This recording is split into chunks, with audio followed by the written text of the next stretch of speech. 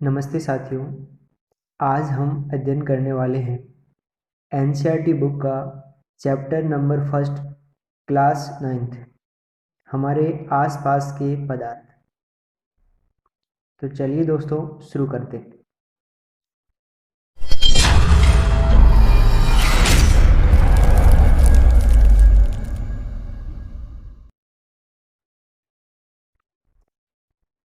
हम जब इस अध्याय का अध्ययन करेंगे तो आप सबसे पहले इसमें देखते हैं कि हमारे आसपास के पदार्थ, यानी हमें सबसे पहले पदार्थ के बारे में जानना होगा कि पदार्थ क्या होता है।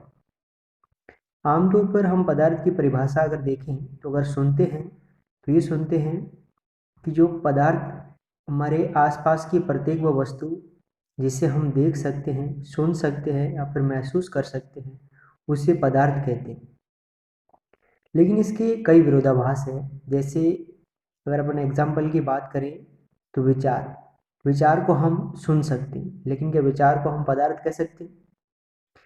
इसी के अतिरिक्त जैसे प्यार है, घृणा है, ये भी इन्हें भी हम महसूस कर सकते हैं, लेकिन हम इन्हें पदार्थ नहीं कह सकते। तो एक साइंस की भाषा में अगर हम पदार्थ की परिभाषा देखें तो प्रकृति में पाए जाने वाली प्रत्येक वस्तु जिसका द्रव्यमान हो तथा वो स्थान घेरती हो उसे पदार्थ कहते हैं। जैसे लकड़ी, पत्थर, जल, वायु आदि। हम ऐसी अनेक एग्जाम्पल दे सकते हैं। तो ये पदार्थ की साइंस की भाषा में परिभाषा है। दूसरी हेडिंग है पदार्थ की विशेषताएं। अब जो पदार्थ होते हैं वो छोटे छोटे कणों से मिलकर के बने होते हैं, और इन पदार्थ के कणों के मध्य एक रिक्त स्थान पाया जाता है जिसे हम अंतराण्विक रिक्त स्थान कहते हैं। और पदार्थ के कणों के मध्य आकर्षण बल पाया जाता है जिसे हम अंतराण्विक आकर्षण बल कहते हैं। और ये जो कण होते हैं वो निरंतर गतिशील होते हैं। अब इन विशेषताओं को आप थोड़ा सा समझने की कोशिश करें तो सबसे पहली विशेषता है कि पदार्थ के जो कण होते हैं वो छोटे छोटे कणों से मिलकर के बने होते हैं। पदार्थ छोटे छोटे कणों से मिलकर के बना होता है। इससे आप ऐसे समझ सकते हो जैसे हम एक मकान का निर्माण जब करते हैं तो उसमें छोटे छोटे ईंट पत्थरों को जोड़ करके हमें बड़ा मकान बनाते हैं। तो उसी प्रकार जो पदार्थ होता है वो छोटे छोटे कणों से मिलकर के बना होता है, लेकिन ये कण इतने छोटे होते हैं कि हम इनकी कल्पना नहीं कर सकते या फिर हम इसे अपनी आंखों से देख भी नहीं सकते, बहुत छोटे होते हैं। लेकिन इन छोटे से कण होने के बावजूद भी इनके बीच में थोड़ा सा रिक्त स्थान पाया जाता है, और रिक्त स्थान ही पदार्थ की अवस्थाओं को में अंतर पैदा करता है। रिक्त स्थान कुछ पदार्थों में ज़्यादा पाया जाता है, कुछ पदार्थ के कणों के मध्य कम पाया जाता है। इस रिक्त स्थान को हम अंतराण्विक रिक्त स्थान के अतिरिक्त अंतराण्विक दूरी भी कह सकते हैं।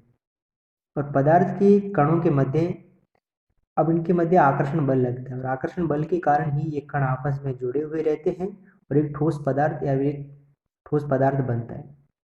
और ये कण निरंतर गतिशील होते हैं। अब ऐसा हर पदार्थ में हो ये संभव नहीं है, लेकिन जो हवाएं होती है, हवाओं के अंदर इनके जो कण होते हैं वो लगातार गतिशील होते हैं। तो इसकी विशेषताएं होगी, आपको समझ में आ गया होगा। अब हम शुरू करते हैं पदार्थ की अवस्थाएं। अब देखो, पदार्थों का जो वर्गीकरण हम पढ़ते हैं या फिर आज तक आप पढ़ते हुए आए होंगे वो का था भौतिक आधार पर वर्गीकरण। रासायनिक आधार पर पदार्थों का वर्गीकरण हम अध्याय 2 में पढ़ेंगे, जहाँ हमारे आसपास के जो पदार्थ है वो शुद्ध है या नहीं, वहाँ हम पढ़ेंगे। जहाँ हम यौगिक और मिश्रण जो पदार्थ के रासायनिक आधार पर वर्गीकरण होता है। लेकिन भौतिक आधार पर अगर हम पदार्थों का वर्गीकरण करें तो पदार्थ 3 भागों में बांटा जा सकता है, जिन्हें हम पदार्थ की अवस्थाएं कहते हैं। सबसे पहले हम शुरुआत करते हैं ठोस अवस्था के रूप में कि ठोस अवस्था किसे कहते हैं। अब देखो, यहाँ से अपने को कुछ गुणधर्म है उनके बारे में पढ़ना है। सबसे पहला गुणधर्म है कि ठोसों का आकार और आयतन निश्चित होता है। अब ठोसों का आकार और आयतन निश्चित कैसे होता है, अगर इसको हम पढ़ें तो आप इनके एग्जाम्पल दे सकते हो। क्योंकि अगर पहले आप इन सारी विशेषताओं को पढ़ते हैं कि ठोसों का आकार और आयतन निश्चित होता है, ठोसों के कणों के मध्य रिक्त स्थान बहुत कम पाया जाता है, ठोसों के कणों के मध्य आकर्षण बल बहुत अधिक पाया जाता है, ठोसों में संपीड़ितता नगण्य पाई जाती है, और ठोसों में विसरण बहुत कम पाया जाता है, और ठोसों का घनत्व सर्वाधिक होता है। अगर हम इन्हीं विशेषताओं को वापस पढ़ें और समझने की कोशिश करें तो सबसे पहले हम देखते हैं कि ठोसों का आकार और आयतन निश्चित होता है। आप ठोसों के एग्जाम्पल से इसको समझ सकते हो। इस ठोसों के अगर एग्जाम्पल की बात करें तो लकड़ी, पत्थर, इनको हम ठोस पदार्थों के एग्जाम्पल के रूप में लिख सकते हैं। अब अगर हम किसी पत्थर की बात करते हैं तो विशेष पत्थर का अपना एक खुद का आकार होता है और उनका आयतन भी फिक्स होता है, क्योंकि अगर आकार और आयतन उनका फिक्स होता है। इसके अतिरिक्त उन ठोसों के कणों के मध्य रिक्त स्थान बहुत कम पाया जाता है, क्योंकि कण अगर पास पास में जुड़े हुए होते हैं तभी तो वो ठोस बनता है। इस कारण उनके कणों के मध्य रिक्त स्थान बहुत कम पाया जाता है, और रिक्त स्थान कम होने के कारण वो कण आपस में जुड़ जाते हैं और उनके मध्य आकर्षण बल अधिक पाया जाता है। उसके बाद हम पढ़ने वाले हैं तीसरी हेडिंग कि ठोसों के कणों के मध्य आकर्षण बल बहुत अधिक पाया जाता है। फिर आता है ठोसों में संपीड़ितता नगण्य पाई जाती है। अभी संपीड़ितता क्या होती है? तो हम किसी भी पदार्थ को किसी दाब द्वारा दबा करके उसकी अवस्था को परिवर्तित कर देते हैं, लेकिन ठोसों को हम ऐसा नहीं कर सकते। आप किसी ईंट पत्थर को लीजिए और उसे दबाने की कोशिश कीजिए, या फिर लोहे को लीजिए उसको दबाने की कोशिश कीजिए, हम उसे आसानी से दबा नहीं सकते। इस कारण में संपीड़ितता नगण्य पाई जाती है। फिर आता है ठोसों में विसरण भी बहुत कम पाया जाता है। विसरण किसे कहते हैं? विसरण का मतलब है कि पदार्थ का अपनी उच्च सांद्रता से निम्न सांद्रता की ओर गति करना विसरण कहलाता है। अगर हम इसे एक आसान भाषा में समझे तो सांद्रता को आप एक मात्रा के रूप में ले सकते हो, ठीक है ना। जहाँ इसकी मात्रा ज़्यादा होगी और वहाँ से कम मात्रा की तरफ ये जो विसरण है उनका पदार्थों का विसरण होता है, ठीक है ना। तो ये हो गया। तो ये ठोसों में विसरण भी बहुत कम होता है, क्योंकि इनके जो कण होते हैं वो बहुत पास में पाए जाते हैं, तो ये आसानी से विसरण करके कहीं और नहीं जा सकता, ठीक है ना। अब आता है ठोसों का घनत्व सर्वाधिक होता है। अब घनत्व सर्वाधिक होता है, अगर हम समझे सबसे पहले घनत्व ही किसे कहते हैं, तो घनत्व का मतलब होता है कि किसी भी पदार्थ की इकाई आयतन में उपस्थित उसका द्रव्यमान। अब हमें पता है कि ठोस पदार्थों का द्रव्यमान, उनका जो द्रव्यमान होता है वो ज़्यादा होता है, और द्रव्यमान ज़्यादा होने के कारण उनका घनत्व भी ज़्यादा हो जाता है। तो आपको समझ में आ गया होगा। अब हम सेकंड देखते हैं, द्रव अवस्था। द्रवों का जो आयतन होता है वो निश्चित होता है, ठीक है ना, परंतु उनका आकार निश्चित नहीं होता। कैसे? इसको आप समझिए। सबसे पहले हम जैसे जल को लेते हैं।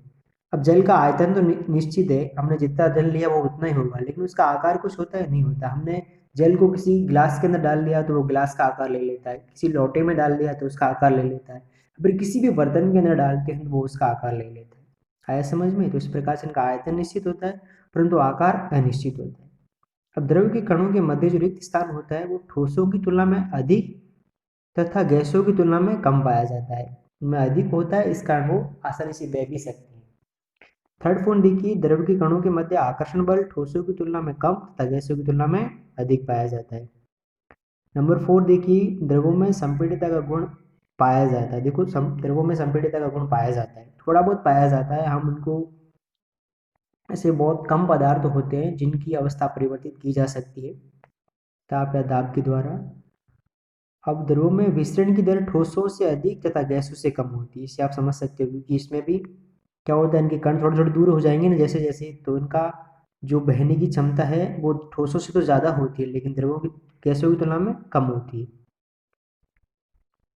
अगर ये आपको समझ में ना आ रहा हो तो आप पानी और हवा को दे सकते हो कि कौन तेज बहेगा, पानी तेज बहेगा या फिर हवा तेज बहेगी।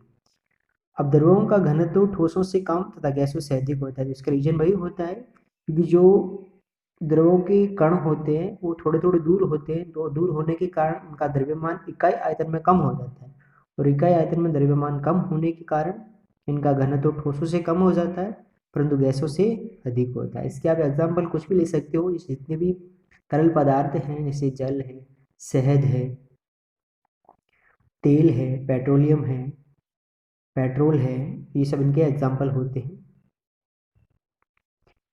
थर्ड हम पढ़ने वाले हैं गैस अवस्था। चलिए हम इसे शुरू करते हैं कि गैस अवस्था किसे कहते हैं। देखो गैसों का आकार और आयतन दोनों अनिश्चित होता है। अब देखो गैस का न तो कोई आकार होता है और न ही उनका आयतन होता है।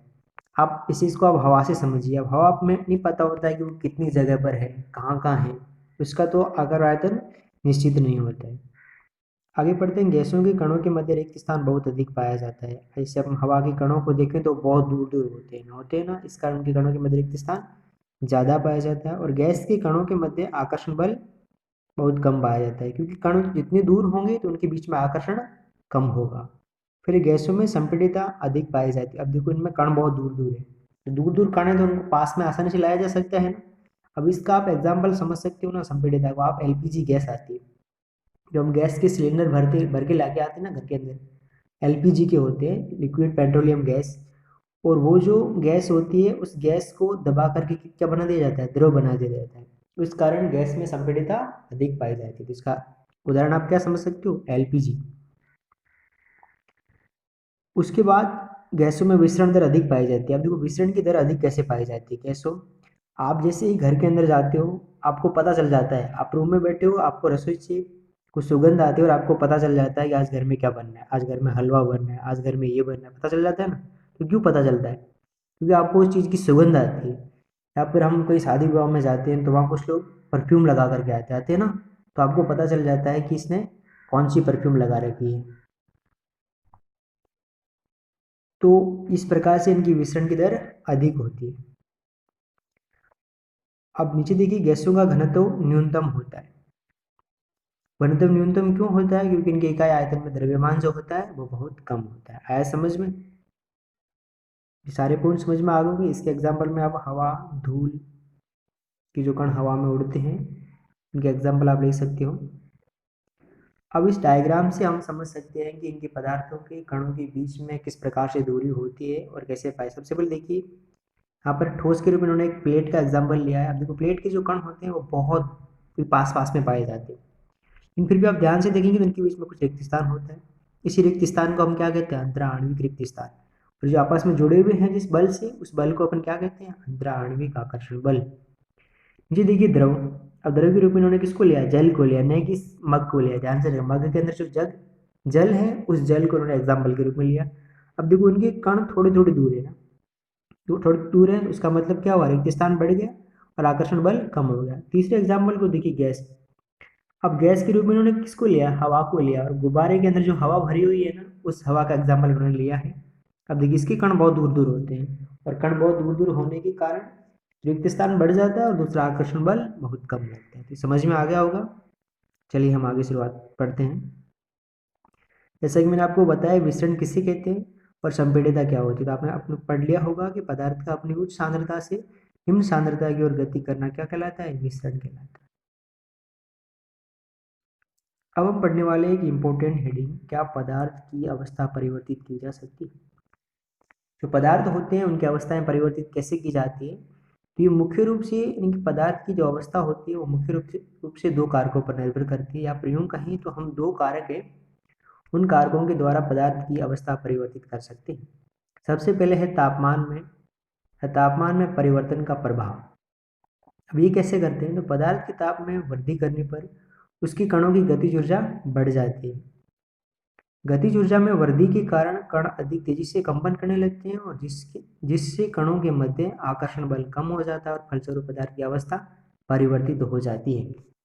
अब ये कैसे करते हैं हम, जैसे पदार्थ को हम जब ताप बढ़ाते हैं ना, पदार्थ का जैसे जैसे ताप बढ़ता है तो पदार्थ के जो कण होते हैं उन कणों की गतिज ऊर्जा बढ़ जाती है। गतिज ऊर्जा का मतलब उस पदार्थ जिस दूर जाते हैं ना उनमें गतिज ऊर्जा होती है, और गतिज ऊर्जा में जैसे वृद्धि होगी तो कण दूर जाएंगे, और दूर जाने के कारण उनके बीच में आकर्षण बल टूट जाएगा। तो फिर अगर ठोस होगी तो द्रव बन जाएंगे, और द्रव होंगे तो गैस बन जाएंगे। हम क्या होगा, जैसे ठोस का आप जैसे तापमान बढ़ाओगे तो ठोस किस में परिवर्तित हो जाएगा, द्रव में। और द्रव का आप जैसे तापमान बढ़ाएंगे तो फिर गैस में परिवर्तित हो जाएगा। इसको आप सरल एग्जाम्पल के तौर पे आप बर्फ का एग्जाम्पल जल का ले सकते हो। जल हमें पता है कि बहुत कम ताप पर वो किस में पाया जाता है, बर्फ के रूप में। जैसे हम बर्फ का तापमान बढ़ाते हैं तो बर्फ पिघल करके क्या बन जाता है, पानी। क्या होगा, द्रव। अगर उस पानी को आप बहुत ज़्यादा गर्म करते हो ना, तो आप देखते हो घर में हम जब सर्दी के मौसम में जब घर के अंदर पानी गर्म करते हैं तो उस गर्म पानी से ऊपर पर भाप निकलती है, तो वो किस में बदल रहा है, भाप में बदल रहा है ना, वाष्प। तो वाष्प क्या हो गई, गैस। आया समझ में। यानी जैसे जैसे पदार्थ का ताप बढ़ाया जाता है तो पदार्थ ठोस से द्रव और द्रव से गैस में परिवर्तित हो जाता है। तो आया समझ में। सेकंड पॉइंट देखिए, दाब में परिवर्तन का प्रभाव। अब ये उल्टा होता है, देखिए कैसे। यदि पदार्थ पर बाह्य दाब डाला जाए तो पदार्थ के कणों के मध्य की दूरी घटने लगती है, और दूरी कम होने के कारण कण एक दूसरे को आकर्षित करने लगते हैं, अर्थात आकर्षण बल में वृद्धि हो जाती है, जिसके फलस्वरूप पदार्थ की अवस्था परिवर्तित हो जाती है। अब देखो ये कैसे होता है। यानी इसमें क्या करते हैं कि पदार्थ के ऊपर हम जब दाब डालते हैं, इसका एग्जांपल मैंने आपको पहले बताया था, पेट्रोलियम लिक्विड गैस जो एलपीजी पढ़ा बताई थी ना, जैसे गैस को हम जैसे दबाते हैं तो दबाने के कारण वो यानी कि गैस को हम जब ज़्यादा दाब डालते हैं गैस के ऊपर तो गैस किस में परिवर्तित हो जाती है, द्रव में। और द्रव के ऊपर आप ज़्यादा दाब डालते हो तो फिर ठोस में परिवर्तित हो जाता है, क्योंकि दाब जैसे आप डालोगे तो पदार्थ के जो कण होंगे वो पास पास आने लगेंगे, और पदार्थ के कण जैसे पास आने लगेंगे तो उनमें आकर्षण बल बढ़ेगा, और गैस के कण पास में आएंगे तो क्या बन जाएगा, द्रव बनेगा, और द्रव के कण पास में आएंगे तो ठोस बन जाएगा। अब हर पदार्थ को हम नहीं बदल सकते, कुछ पदार्थ होते हैं जिनकी अवस्थाएं परिवर्तित की जा सकती है। इसमें हम वही एलपीजी वाला एग्जांपल ले सकते हैं कि जो एलपीजी गैस होती है या फिर जो गैसें होती है उनको सिलेंडर के अंदर डाला जाता है तो उनका दाब के द्वारा किया जाता है ऐसा। तो समझ आ गया, पदार्थ का दाब बढ़ाएंगे तो गैस पहले द्रव में बदलेगी और द्रव के बाद ठोस में। अब ये डायग्राम है जिससे हम बड़े हाई इजीली समझ सकते हैं कि डायग्राम इसको हम कैसे समझ सकते हैं, ठीक है। इस डायग्राम से आप देखिए पदार्थ की अवस्था परिवर्तित कैसे हो रही है और इस परिवर्तित होने की प्रक्रिया को हम क्या कहते हैं। सबसे पहले आप देखिए ठोस और द्रव के बीच में देखिए, तीर का निशान दिया हुआ है, यानी ठोस किस में बदल रहा है, द्रव में बदल रहा है, और ये कैसे बदलता है, ताप बढ़ाने पर बदलता है। लेकिन जो बदलने की घटना है यानी ठोस का द्रव में बदलना क्या कहलाता है, संघनन। आया समझ में। और द्रव को जब आप वापस ठोस में बदलोगे तो प्रक्रिया क्या कहलाएगी, जमना। आया समझ में। अब सेकंड देखिए द्रव और गैस के बीच में, अब यहाँ से सबसे पहले ऊपर का सिंबल दिया हुआ यानी द्रव जब गैस में बदलता है तो इस परिघटना को, इस घटना को क्या कहते हैं, वाष्पीकरण। द्रव का गैस में बदलना क्या कहलाता है, वाष्पीकरण। इसका उल्टा देखिए, गैस जब द्रव में बदलती है उसे क्या कहते हैं, संघनन। अब देखो इस संघनन और संघनन में थोड़ा सा डिफरेंस है, ठीक है ना, आया समझ में। नीचे की घटना देखिए ठोस और गैस। देखिए इनके एग्जाम्पल तो अपने को नॉर्मली मिल जाते हैं लेकिन इनके एग्जाम्पल नहीं मिलते। देखिए कैसे, सबसे पहले देखिए ठोस। अब कभी कभार क्या होता है कि हम जब पदार्थ कुछ ऐसे होते हैं जो ठोस से सीधे गैस में बदल जाते हैं, अंदर द्रव में बदलते नहीं, तो उस घटना को क्या कहते हैं, ऊर्ध्वपातन। और इसका एग्जाम्पल अगर आपको देखना है तो एग्जाम्पल होता है कपूर का। आपने कपूर देखा होगा, वो कपूर जो होता है वो ठोस से सीधा गैस में बदल जाता है, वो द्रव अवस्था में जाता ही नहीं, सीधा हवा के रूप में उड़ जाता है, ठीक है ना।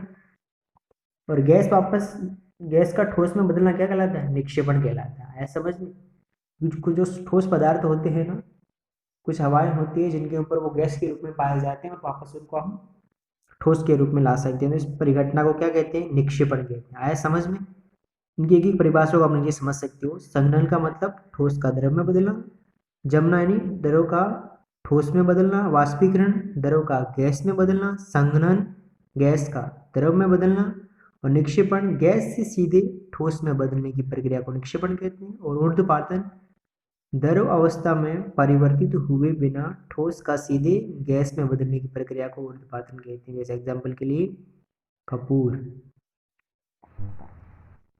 यहाँ से दो और परिभाषा हैं, एक है संघनन की प्रसुप्त ऊष्मा या फिर गुप्त ऊष्मा, और दूसरा है वाष्पीकरण की गुप्त ऊष्मा या फिर प्रसुप्त ऊष्मा। इनको पढ़ने से पहले हम थोड़ा समझने की कोशिश करते हैं कि कैसे होती है। देखिए मैंने आपको बताया कि जब हम ठोस को जैसे गर्म करते हैं और गर्म करने के बाद वो द्रव में परिवर्तित हो जाता है, तो जैसे हम ठोस को गर्म करते हैं तो गर्म करने के पश्चात वो एक निश्चित ताप जब हम पहुँचते हैं, उस एक निश्चित ताप पर पहुँचने के बाद वो द्रव में बदलना परिवर्तित हो जाता है, और उसी निश्चित ताप को हम गलनांक कहते हैं उस ठोस पदार्थ का। अब अगर उस ताप पर हम ठोस को छोड़ दें तो जितना भी ठोस है वो पूरा का पूरा द्रव में परिवर्तित हो जाता है ना, क्योंकि उतनी जितने भी सारे कण होते हैं वो इतने दूर दूर हो जाते हैं। तो ऐसा कैसे होता है, क्योंकि जो ठोस पदार्थ होते हैं उनके जो छोटे छोटे कण होते हैं उन कणों में उनकी खुद की ऊर्जा होती है। अब जैसे वो कण उस ताप पर पहुंचने के पश्चात टूटने शुरू होते हैं तो उन कणों से ऊष्मा मुक्त होती है, और वही ऊष्मा उन कणों, सारे के सारे कणों को तोड़ने का काम करती है, यानी कि उन कणों के बीच की जो दूरी होती है वो बढ़ाने का काम करती है। और यही जो उनके अंदर जो छुपी हुई ऊष्मा पाई जाती है, इस छुपी ऊष्मा को हम क्या कहते हैं, गुप्त ऊष्मा। अब इसकी परिभाषा पर ध्यान दीजिए। अब देखो ये तो एक बेसिक सी जानकारी होगी कि कैसे फिर गुप्त गुप्त ऊष्मा क्यों होती है फिर कैसे होती है। अब इसकी साइंस के रूप में अगर हम परिभाषा पढ़े, पहला है संघनन की प्रसुप्त ऊष्मा। अब संघनन किसे कहते हैं, तो ठोस का द्रव में बदलना, तो यहाँ से सीधा देखेंगे कि वायुमंडलीय दाब पर 1 किलो ठोस को उसके गलनांक पर द्रव में बदलने के लिए जितनी ऊष्मीय ऊर्जा की आवश्यकता होती है उसी संघनन की प्रसुप्त ऊष्मा कहते हैं। यानी कि वायुमंडलीय दाब पर हम अगर 1 किलो ठोस लेते हैं और उस 1 किलो ठोस को उसके गलनांक यानी एक निश्चित ताप पर ले जाते हैं और निश्चित ताप पर ले जाने के पश्चात जितनी ऊष्मा चाहिए थी हमें उस ऊष्मा को हम क्या कहते हैं, संघनन की प्रसुप्त ऊष्मा या फिर संघनन की गुप्त ऊष्मा। ऐसे हम वाष्पीकरण में पढ़ते हैं। वाष्पीकरण कब होता है, जब द्रव गैस में बदलता है। तो यहाँ पर भी देखिए कि वायुमंडलीय दाब पर 1 किलो द्रव, अब देखो 1 किलो नहीं होता है, वैसे 1 लीटर होता है, लेकिन हम इसे 1 किलो मान के चलते हैं। 1 किलो द्रव को उसके क्वथनांक, अब ये क्वथनांक क्या होता है, तो द्रव जिस निश्चित ताप पर गैस में बदलना प्रारंभ करता है उस निश्चित ताप को हम द्रव का क्वथनांक कहते हैं। तो उस क्वथनांक पर ये गैस में बदलने के लिए जितनी इसको ऊष्मीय ऊर्जा की आवश्यकता होती है उसे क्या कहते हैं, वाष्पीकरण की गुप्त ऊष्मा। तो आपको समझ में आ गया होगा दोनों परिभाषाएं कैसे होता है। इसके बाद आगे देखिए आप, गलनांक और क्वथनांक वापस आ गया, किसे कहते हैं, तो देखो वह निश्चित ताप जिस पर कोई ठोस पिघल कर द्रव बन जाता है उस तापमान को गलनांक कहते हैं। यानी गलनांक क्या होता है, एक निश्चित तापमान होता है और उस तापमान पर कोई ठोस पदार्थ पिघल कर द्रव बन जाता है, वो उस ठोस का क्या कहलाता है, गलनांक कहलाता है। जैसे देखो जल का गलनांक क्या होता है, 0 डिग्री सेल्सियस। 0 डिग्री सेल्सियस पर जल पिघलना शुरू कर देता है। फिर देखिए क्वथनांक, तो क्वथनांक भी एक निश्चित तापमान होता है, यानी वह निश्चित ताप जिस पर कोई द्रव वाष्प में बदल जाता है उस ताप को या फिर उस ताप को हम क्या कहते हैं, क्वथनांक कहते हैं। किसका क्वथनांक कहेंगे, द्रव का कहेंगे। जैसे देखो एग्जाम्पल देख लीजिए, जल का क्वथनांक 100 डिग्री सेल्सियस होता है। तो दोनों परिभाषाएं आपको समझ में आ गई, क्वथनांक और गलनांक किसे कहते हैं, ठीक है। अब तीसरा देखिए यहाँ से वाष्पीकरण, हालांकि हम वाष्पीकरण पहले पढ़ चुके हैं कि वाष्पीकरण किसे कहते हैं, लेकिन अब यहाँ से हम वाष्पीकरण को वापस पढ़ेंगे पूर्णतः। तो क्वथनांक से कम तापमान पर द्रव के वाष्प में परिवर्तित होने की प्रक्रिया को हम क्या कहते हैं, वाष्पीकरण कहते हैं। वाष्पीकरण का मतलब क्या होता है, कोई जो द्रव पदार्थ होता है वो धीरे धीरे क्या बनता है, वाष्प में परिवर्तित हो जाता है। यानी कि द्रव जो होता है वो गैस में परिवर्तित होना होता है और इस घटना को हम वाष्पीकरण कहते हैं। अब वाष्पीकरण को प्रभावित करने वाले कारक कौन कौन से हैं इनके बारे में पढ़ेंगे और ये इंपॉर्टेंट हेडिंग है।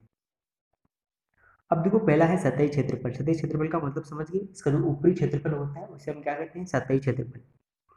अब सतही क्षेत्रफल में वृद्धि होने पर वाष्पीकरण की दर बढ़ जाती है। अब ऐसा कैसे होता है, आप घर के अंदर हम जब कपड़ों को, जो गीले कपड़े होते हैं उनको सुखाने के लिए हम उनको फैला देते हैं।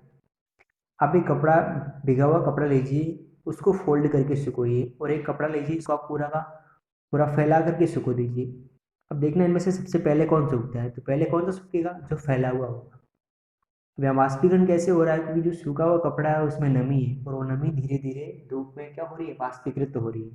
तो पहला एग्जाम्पल आपको समझ में आ गया। दूसरा इसका एग्जाम्पल देखिए, चाय कप की अपेक्षा प्लेट में जल्दी ठंडी हो जाती है। हम गाँव घर के अंदर जब भी बड़े बुजुर्गों को चाय देते हैं ना, तो वो कप के साथ प्लेट मांगते हैं, क्योंकि प्लेट में हम आसानी से चाय पी सकते हैं। प्लेट के अंदर जैसे ही चाय आती है तो वो ठंडी जल्दी हो जाती है, तो उसमें वाष्पीकृत आसानी से होता है। तो सतही क्षेत्रफल समझ में आ गया। अब देखो सतही क्षेत्रफल बढ़ रहा है तो वाष्पीकरण बढ़ रहा है, लेकिन सतही क्षेत्रफल घटेगा तो वाष्पीकरण घटेगा। दूसरा देखिए तापमान, तो जो तापमान में वृद्धि करने पर वाष्पीकरण की दर बढ़ जाती है। इसका एग्जाम्पल देखिए आप, कि तेज गर्मी में महासागरों के पानी का जल वाष्प में बदलना। जो महासागर होते हैं बड़े बड़े, उन महासागरों के ऊपर जब गर्मियों में बहुत ज़्यादा गर्मी पड़ती है तो महासागर धीरे धीरे वाष्प में परिवर्तित होकर के बादल बनते हैं। तो वो घटना ऐसे ही होती है, जब भी तापमान बढ़ेगा तो वाष्पीकरण की दर बढ़ जाएगी, तापमान घटेगा तो वाष्पीकरण की दर घट जाएगी। फिर देखिए आर्द्रता। अब देखिए आर्द्रता एक्चुअली में क्या होती है, तो इस वायुमंडल के अंदर जो नमी पाई जाती है उसी नमी को हम आर्द्रता कहते हैं। अब देखो आर्द्रता में कमी होने पर वाष्पीकरण की दर बढ़ जाती है।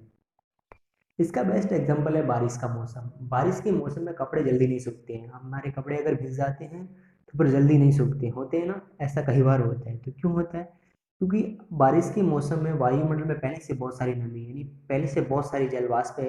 तो अतिरिक्त जलवाष्प वायुमंडल में नहीं आ सकती, क्योंकि जितना भी कपड़ों के अंदर रहती है वो वायुमंडल में नहीं जा पाती। मैंने आपको पढ़ाया था ना विसरण, जलवाष्प में वायुमंडल के अंदर बहुत सारी जलवाष्प पहले से है, तो वो कपड़ों वाली वहाँ नहीं पहुँच पाती।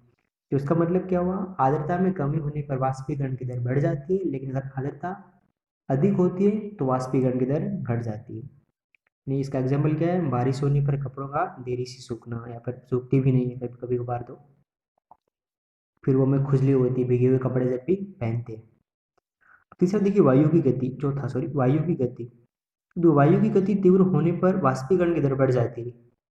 अब वाष्पीकरण की दर बढ़ जाएगी, जैसे जैसे तेज हवाएं पड़ेगी ना, तो तेज हवा के कारण क्या होगा, जो जल वाष्प के कण होंगे वो बहुत जल्दी से वहां से वायुमंडल से दूर चले जाएंगे। तो तेज हवा में भी अपना हमारे कपड़े जो होते हैं वो बहुत जल्दी सूख जाते हैं। तो आशा करता हूँ ये आपको चारों के चारों टॉपिक, सतही क्षेत्रफल, तापमान, आर्द्रता और वायु की गति समझ में आ गया। अब देखिए वाष्पीकरण के कारण शीतलता। अब पहले तो यहाँ पर लिखा हुआ क्या, इसको देख लीजिए कि वाष्पीकरण के दौरान कम हुई ऊर्जा को पुनः प्राप्त करने के लिए द्रव के कण अपने आसपास से ऊर्जा अवशोषित कर लेते हैं, जिससे आसपास के वातावरण में शीतलता आ जाती है। अब इसके आप एग्जाम्पल देखिए कि कैसे कैसे होता है।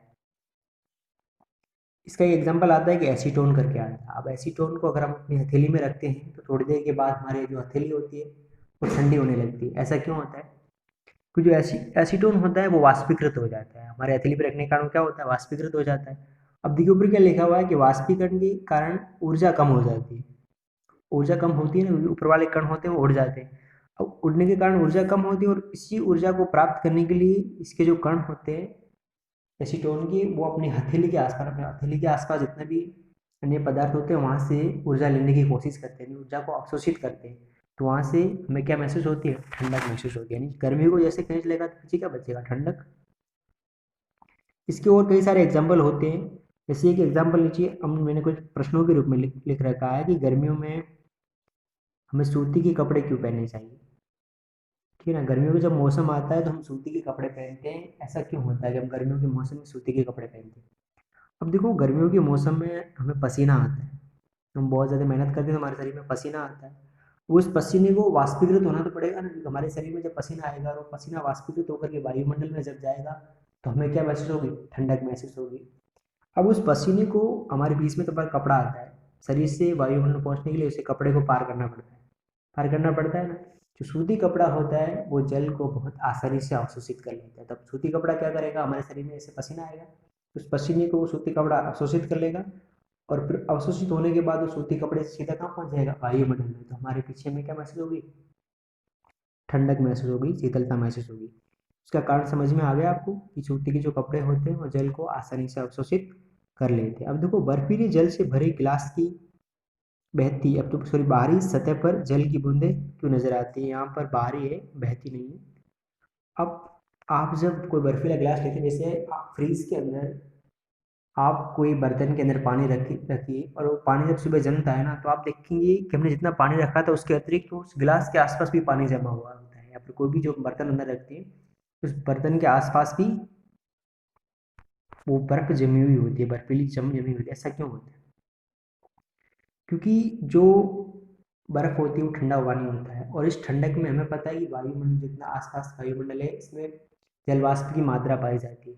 और वो जल वाष्प जब इस ठंडे पानी के संपर्क में आते हैं, जो ठंडा पानी होता है उसकी संपर्क, या ठंडा पानी यूं कहें, फिर बर्फ, बर्फ एक ठंडी, उस ठंडे की बर्फ के रूप में जब भी वो संपर्क में आती है तो वो गैस से, जो जल वाष्प गैस में होती है वो द्रव में बदल जाती है, और द्रव में बदल करके वो उसकी जो बाहरी सतह होती है वहां पर वो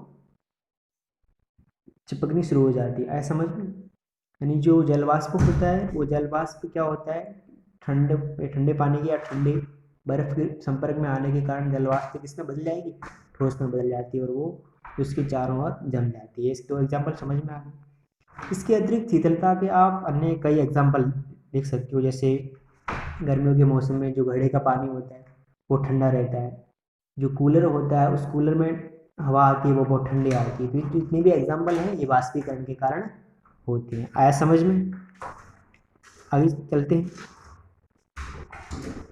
आगे डिग्री सेल्सियस और केल्विन में संबंध। अब देखो डिग्री सेल्सियस और केल्विन क्या होता है, तो ये है तापमान की इकाइयाँ। तापमान को मापने के लिए हम डिग्री सेल्सियस का उपयोग करते हैं और दूसरा केल्विन का उपयोग करते हैं।